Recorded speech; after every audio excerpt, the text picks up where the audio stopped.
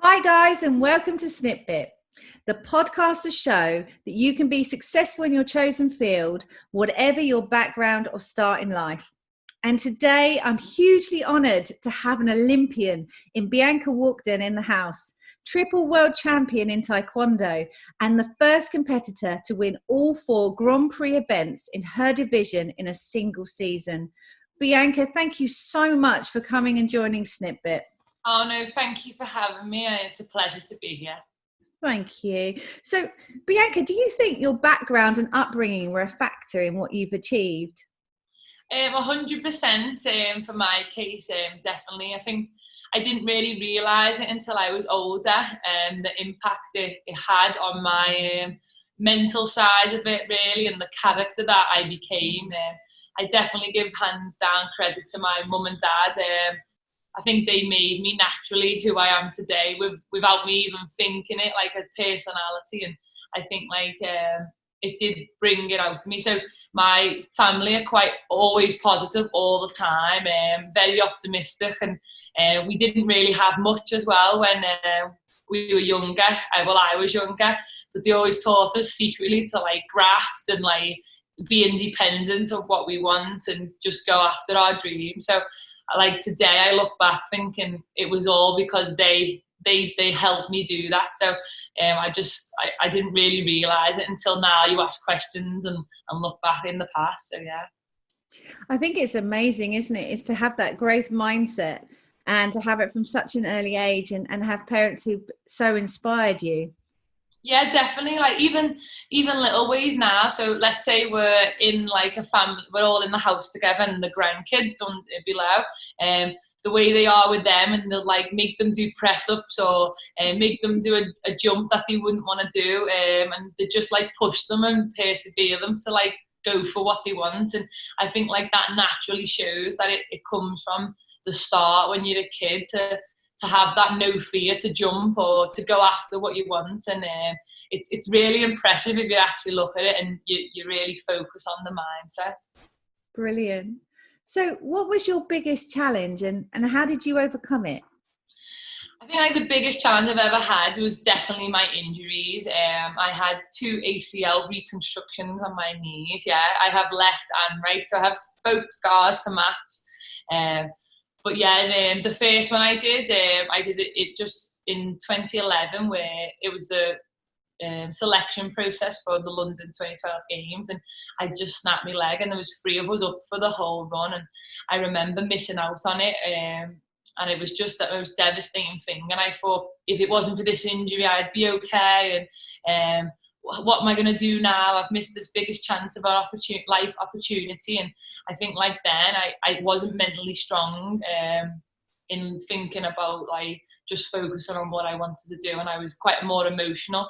And I think from then I realised more how mentally strong you have to be in sport, and how far it can help you go, let alone just being physically good. And then after that left, I was heartbroken and devastated. But then 3 years later, in 2014, I did the other leg, and I thought, oh my God, this is it. It's over. What am I going to do? I don't want to go through that all again.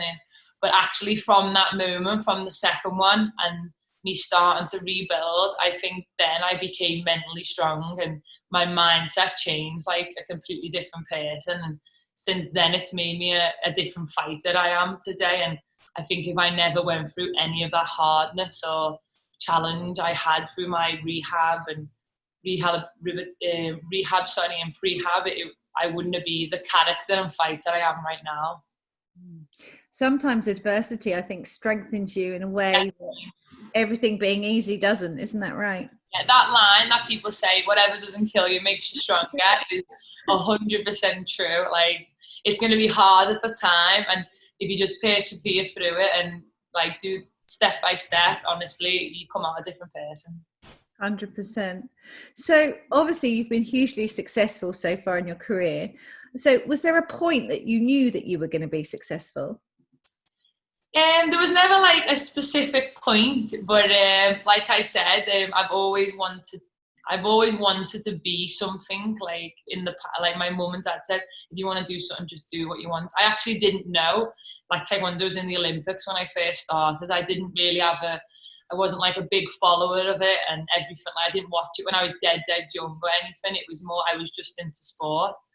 But then I was more determined to prove people wrong. So like if someone said you can't do it, I'd be like, well, I can. Even if I knew I couldn't, I'd pretend and act that I could do it, and try and wing it off that much. And then it made me be better and better at it. So I just like backed myself. And I think if someone told me I couldn't, it'd make me try even harder. And I think from then it just got better and better.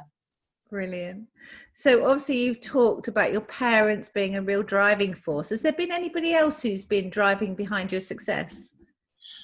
To be honest, I think like I got a lot of when I was younger, I met my boyfriend quite young. I was only 16 and we're still together now, actually. And when he was younger, he was into Taekwondo already, and he had a lot of heart and like driven, and he was already like miles ahead in Taekwondo. And I remember having that certain character, and I always wanted to like be a bit like that. So I think like I stole it really, and like started to take a bit of his character and like put it inside. And I think like over the years we've both tried to like be the same and be more competitive, and that's definitely helped. But on the whole way of my journey, I've always been so lucky to have like support team, coaches, GB Taekwondo, Team GB, everyone involved and to help me. And I have been quite lucky in that sense and in that part. So yeah. I think it definitely helps having somebody that you're close to being in the same sport. Yeah, definitely. I'm lucky, I live with my best friend who's double Olympic champion, Jade Jones, and every day we're on the same path, pushing for greatness, and we're both on this journey to go after what we want. And I think like that has definitely helped over the years, over the 10 years we've lived together. And I think like if it wasn't for that journey, it wouldn't have been the same or easier ride than it has been. So I think like I take it for granted until I look back and really appreciate my journey through the whole sport. So obviously Jade is a big inspiration. Your parents have been a big inspiration. Your boyfriend's been a big inspiration. Is there anyone else that we could mention? I don't know. It's hard. I feel like my whole family. I could say a lot of people, but I think they're like the main thing. But my family is the key to probably the whole thing. Like if I had to just pick one, it would be my family, like my mum and dad. The way they just are with me and the way they have been and raised me, that is definitely number one. I wouldn't want to say it was anyone else. So yeah. So if you're imagining you're stood in front of your teenage self now, what advice would you give yourself and why? Definitely to if I was about 50 and say, I'd look back and say, I would definitely say to work on, see that mental side more and believe it's 50-50. It's not just physical all the time. Like I was just thinking about physical, and just don't care about what people think. Like just do it for you. Because that's what's hard over time. Like you think, oh, I've got to do this for this person, I've got to do that for that person, but just do what you want to do, makes you happy, and then just follow what you want, because no one's right, wrong, anything. As long as you're happy and go after what you want straight with facts, then that's all you can do. And then that will bring true happiness, not just trying to chase something what's not there. So you'll just enjoy what you do. And so, yeah, I'd say definitely work on your mental skills and then don't care what anyone thinks, just be you. I think that's great advice for all of us, to be fair, all ages. For life. Exactly that. So what would you like to be remembered for? If anything, I would like to be remembered as the greatest heavyweight in Taekwondo, in female, definitely. If I was the greatest person in that weight category, then that would be a dream lived on forever. So yeah, that's what I'm aiming for. That's what I want, and I'm still going to try and push to become that before I retire. Perfect. So what next? Well, after this postponement of the Olympics and this COVID and everything, what's happened, the next big thing for us is the Olympics in 2021. And I can't wait to go. I'm looking forward to it. And I just want to go out there, die trying for everything, every fight, every second. And hopefully I can come back with gold. So, yeah. I think we'd be worth putting money on. Yeah, I hope so. Put a few bets on me if you can. No pressure, like, but I'm trying to win anyway, so might as well. You heard it here first, guys. This is a really good one to put your money on. So, where can we find you if people want to follow you in your career? Yeah, so I have Instagram. I have all the social media like Facebook, Twitter. My name on Instagram is Bianca Walkden, TKD. TKD means Taekwondo, but short. And then on the same on Facebook and on Twitter, it's Bianca W_TKD. So I am there. I have got a few YouTube clips as well. I actually have a joint one with my boyfriend called AC Queen V. His name's Aaron Cook, so it's AC, and then people call me as a nickname is Queen B. So we've linked it together and we've got like a YouTube video on there, but majority time I'm on Instagram.